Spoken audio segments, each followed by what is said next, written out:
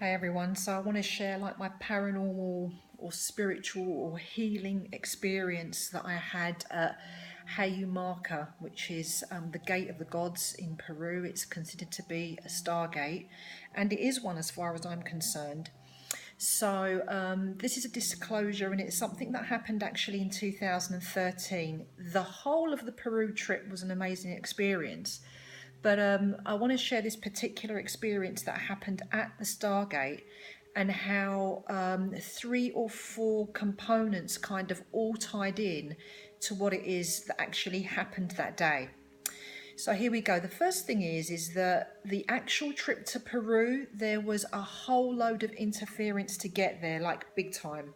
Really, really a lot of interference. The first part of the interference that I had was that I actually missed my flight, which is a very well, it's never happened to me before actually. I've never missed a flight from anywhere, and myself and my fiance looked through the itinerary and we actually made a point of this is the time and don't forget to be there ahead of time and all of that stuff. And for some reason, it just went over our visual cortex. It went through our heads, over our minds. Don't know how to describe it. Missed the flight.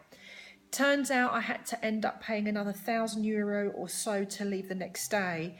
And thank God, intuitively, Chris had planned, a day or two extra ahead. So it means I didn't actually miss the itinerary of the trip.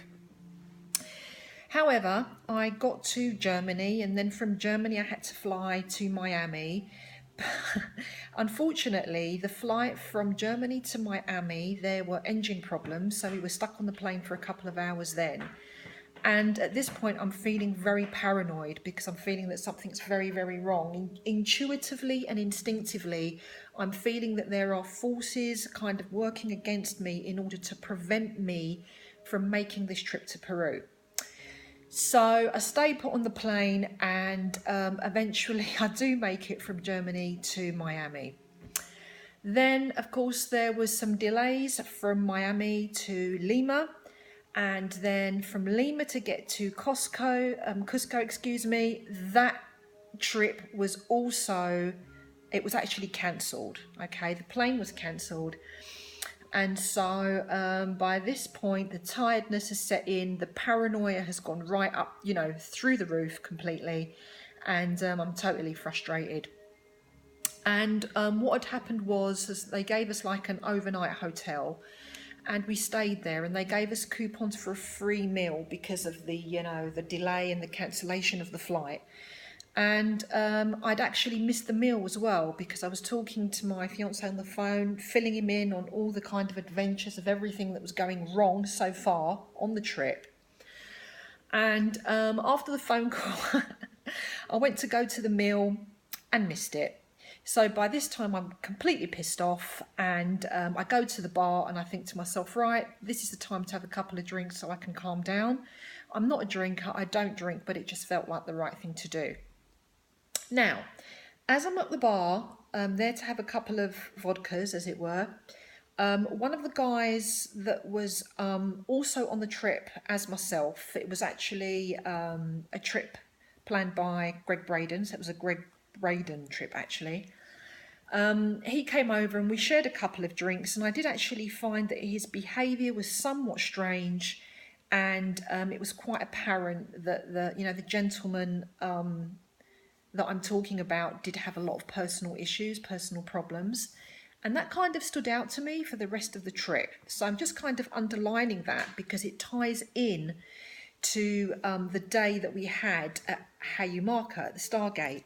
So just underlining that for you. In the meantime, I tried to find sort of abstract jewellery whilst I was in Peru, and I was looking for the Tree of Life, a pendant. And all of the Tree of Life pendants that I came across had 10 Sephiro and was missing the 11th Sephira, which is Dart, which is the sphere or the Sephira of knowledge. This is considered forbidden by the traditions that are all about the Tree of Life, because Dart actually connects you to the Tree of Knowledge, which is supposed to be forbidden knowledge. But I wanted that on my pendant. So eventually I found a wonderful woman who made the pendant with the 11th Sephirah, excuse me, or the 11th sphere that connects you to the knowledge. Now, this is also very important with regards to that day at the Stargate, which is why I'm mentioning it to you. There's all these kind of different pieces to the whole tapestry.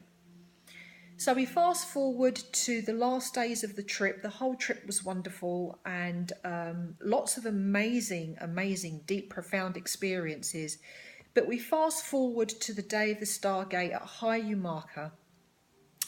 And so what I did was we all kind of lined up, and I went to the bit that looks like an actual key, placed my hands either side of my body, connected my third eye to the inverted part of the key, and it's there where you have your own experience, and mine was actually quite profound. And the experience that I had was, as soon as my third eye area made contact with that inverted part of the key, I felt immediately transported through a Stargate. So it felt like a very fast feeling, a whooshing kind of feeling, a feeling as though I was moving upward, like an ascension kind of feeling, but literally like in motion. And whilst I'm whooshing through this Stargate, I'm actually observing the presence of beings that I had no idea that existed, of symbols, and also of telepathic communication. And the telepathic communication that came through was that I was being exposed to the book of Enoch, because I actually asked, I said, you know, what are all the images? What are all the symbols? What are all these beings? What are they trying to show me or tell me? And they said to me, we are presenting to you the book of Enoch. And they showed me like a sepia coloured old book. It looked very old. It looked like it was tattered in places. And they told me that it was a part of the Old Sea Scrolls, the Dead Sea Scrolls, excuse me, which I knew of, but I'd never read before, before I'd, encountered this experience. And so I said, so where is this book? And they said to me, it's actually inside of you. And that was quite a mind-blowing, soul-blowing, very profound experience, because it was this knowledge that was presented to me that inspired the work that was to come that I developed, which is named Samapana, which is all about exposing fallen angels and false gods. And so this is what this experience was, well, not attempting, because they showed me at the time. We want you to disclose this gnosis. We want you to disclose this gnosis and create wisdom from it in formulas that you can make available to those who wish to use it, to those that wish to apply it in their lives. And it was after this experience that I realized that this was the reason why there were so many interruptions to the trip, because it seemed that there were beings or entities that were trying to prevent me from accessing this level of gnosis, but I made it. Okay, so this actually is the reason that I was presented with that gnosis and showed the direction within which to go. Now, remember the guy at the bar? Okay, the guy at the bar, going back to the guy at the bar. After I came out of my Stargate experience, I was still kind of reeling from it, to be honest with you. One of the guys hurried over to me from the group and said, quick, could you please come over? We've got something very sort of severe going on at the moment. One of the members of our group is feeling quite suicidal, and could you please sort of like come and participate and perhaps facilitate a group healing for him because of this kind of suicidal predisposition that he's in at the moment. Well, of course, it was the guy at the bar. Now, the other important part of this story is that the year just before, in fact, it was my fiance Chris, it was his 40th birthday, and we planned a trip. And we went to Florida, and all of his friends and his brothers joined us. And one of his best friends actually committed suicide on that trip. And his name was Johnny, and the guy who was suicidal at the Stargate was also by name Johnny as well. So this was kind of the cherry to my experience on that day. And we performed the group healing there right in front of the Stargate for the Johnny who was there at the time, but also it felt like it was for Johnny who passed over, Chris's best friend, the year before. So these are all of the amazing and profound events that happened on that day at the Stargate of Hayu, Marca, the Gate of the Gods, Peru.